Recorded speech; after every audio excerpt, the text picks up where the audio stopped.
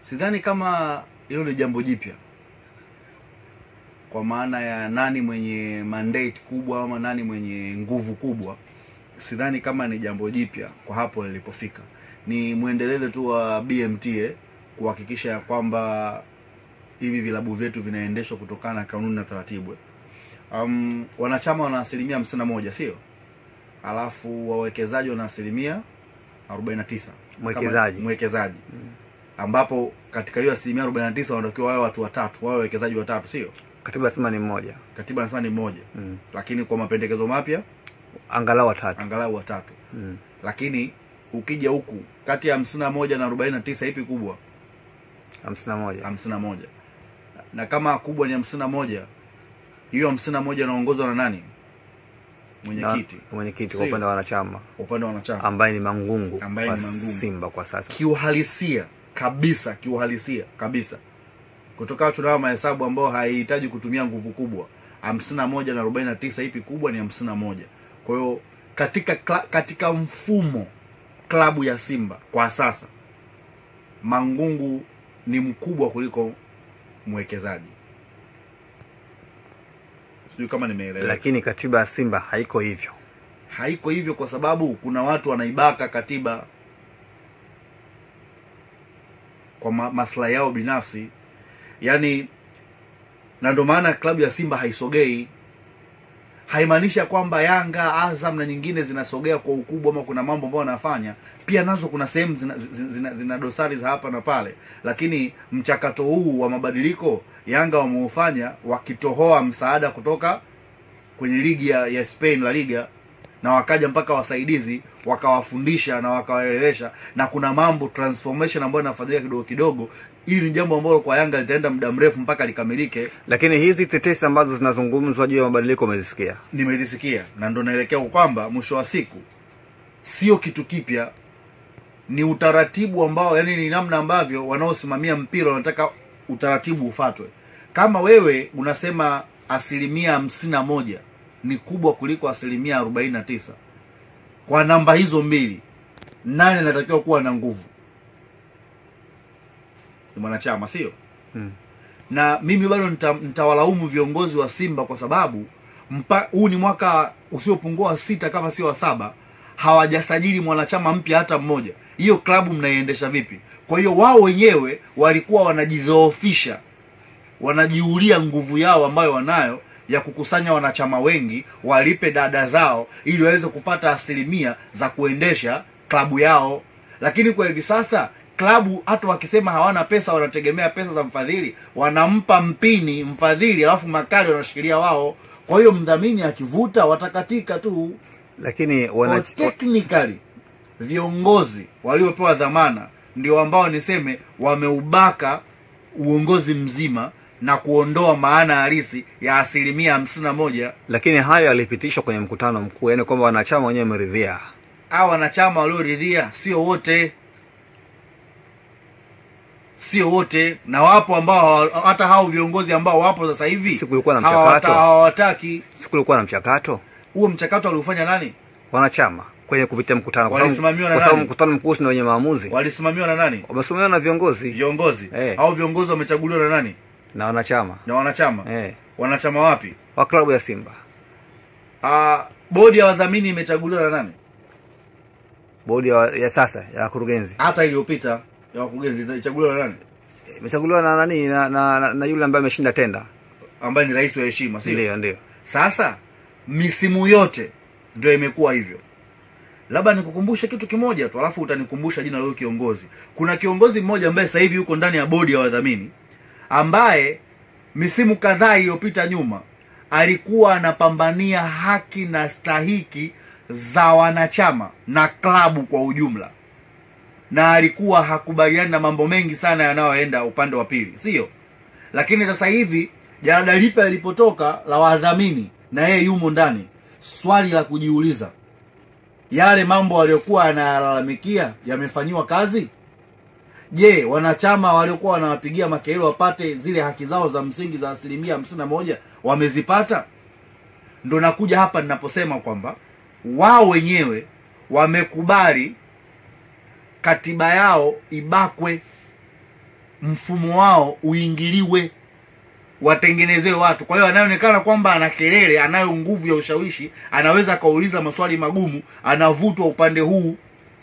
Sasa kwa mujibu hapo kama sijaendelea, hawa wanaovutwa upande huu ni wengi ambao wangetakiwa kuwa upande huu wa wanachama 51%, kama 51% ingekuwa na nguvu ambayo inatakiwa kuwa nayo. Ndio maana unaona katika haya ambayo yanaendelea sasa hivi, uongozi unaosimamia hivi vilabu Tanzania umewapa maelekezo 51% pamoja na kiongozi wao ndio wanatakiwa wasimamie mchakato mzima wa kupata bodi ya wadhamini, na mikataba yote iingiwe chini ya bodi ya wadhamini, sio mtu mmoja asimamie issue ya mikataba. Sijui kama unanielewa. Sasa leo hii kuna watu wengi wanapiga makelele, wanaona kuna mambo hayaendi sawa. Wale wenye nguvu wanavutwa, wanadhoofishwa, wanapelekwa upande wa pili ambao ni mdhamini, ambaye yeye pia kwa uwezo aliokuwa nao ambao amepewa na hawa, sawa sawa, kunakuwa hakuna mtu wa upande huu wa kuuliza maswali ya msingi. Ndipo sasa serikali inainuka na kuanza kutoa maelekezo kwamba utaratibu unatakiwa kuwa hivi. Chukua maneno yangu haya ninayokuambia. Wanaosimamia mpira wakivuta kwa nguvu zote, mdhamini anaiacha hii klabu. Sasa kwa mtiririko huo, swali la msingi takalokuja, je, madeni yake anayoidai klabu yatalipwa? Ndio maana serikali inakwambia katika hii 49% wanatakiwa wawe watatu angalau wasipungue watatu, lakini asiwe mmoja. Akiwa mmoja, swala la kususasusa, swala la kuvimbia klabu, swala la kuona kwamba mimi ndo mfalme, mimi ndo Malkia Sheba, mimi ndo kusema, mimi ndo doni, mimi ndo tajiri, litawatesa hawa ambao wana 1% kubwa. Na ndo maana wanatakiwa wawe watatu kwa namna yoyote. Lakini sasa hawa watatu hawezi kuzungumza lugha moja na kuikimbia klabu. Sasa Machange, unazungumza kwamba kwa mujibu wa maelekezo, kwa mujibu wa taarifa ambazo zinazungumzwa, ingawa sio rasmi, tetesi hizi kwamba mwenye mandate, mwenye mamlaka awe mwenyekiti wa klabu ambao kwa 51%, lakini kazi kubwa inafanya na mwekezaji. Yaani kwamba yule ambaye anatoa fedha zake asiwe na kauli iwe na yule ambaye hata chochote. Hauoni kana kwamba kuna shida hapo? Nguvu ikirudishwa kwa wanachama wakapewa thamani, wanachama wakajisajili, wanachama wakatengeneza pesa, bodi ya wadhamini ikatengenezwa kutokea kwa mwenyekiti akapata uwezo wa kutengeneza bodi ya wadhamini pamoja na kabineti yake. Hawa wadhamini wataiongezea nguvu ya 51%, na mikataba yote itasainiwa na wadhamini, kwa maana 51% itakuwa na nguvu. Hata hawa wakisema hatutaki, wataondoka, bado wadhamini watakuwa na bodi ya wadhamini pamoja na wanachama watakuwa na nguvu kubwa, ambao sasa hivi hiyo mandate na hiyo nguvu ni wao wamempa. Lakini wangetengeneza hii mifumo tokea mwanzo, akitokea mtu akitingishika, wanaondoka na kuja mwingine. Klabu ya Yanga na klabu ya Simba ni vilabu vikubwa katika ardhi ya Tanzania, na wapo matajiri wengi sana wanatamani kuweka pesa, wapate hata 10%, watoe hicho ambacho wanakitoa huyu. Lakini yeye ana 49%. Chukua 49%, gawa mara 15, utapata 10% ngapi? Lakini ameshatumia gharama kubwa. Ametumia gharama kubwa, lakini klabu haijatumia gharama kubwa kupromote vitu vyake. Mbona hilo tulizungumzi? Unaweza kuwa rais. Ndio nakwambiaje? Hebu tukae chini, tufanye assessment ya kisomi. Mimi professionally masomo yangu nimeyachukulia katika bachelor ya biashara, sawa sawa, katika upande mzima wa masoko.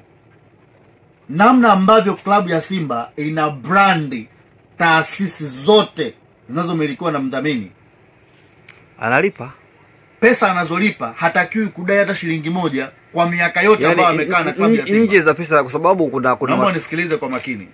Iko hivi, kwanza hakuna mtu hata mmoja ambaye amekaa chini amefanya mahesabu ya uhakika ya kuona kutoka mwaka huu mpaka mwaka huu, kwa muda ambao tumekufanyia branding na wachezaji wetu mmoja mmoja, amevaa logo yako, amefanya hichi, amefanya kile, jezi yetu imetapakaa logo zako, kila tunapoenda tunakubrandi wewe, tunapenda kimataifa tunakubrandi wewe, ndani tunakubrandi wewe, tunapambana tunakubrandi wewe.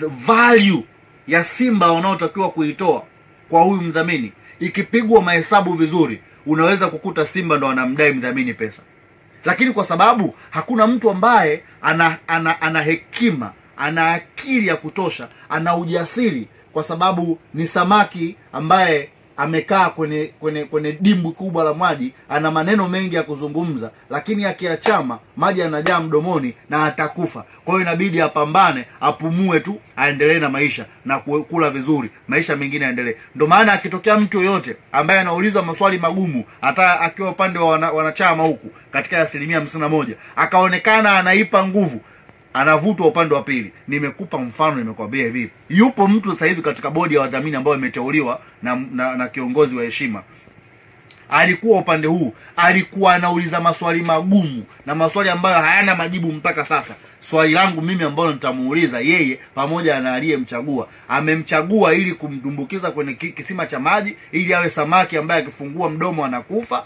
kwa sababu ameshawekwa kwenye kisima cha maji, au amemchukua kwa sababu majibu yake yote yapo na yeye aliyetoka huku kwenda huko amefuata nini? Amefuata fedha, au amefika upande wa pili kwa ajili ya kuendelea kutetea yale aliyokuwa anayasema huku? Sasa hivi atakuwa anaulizwa yeye, atakuwa anajibu nini?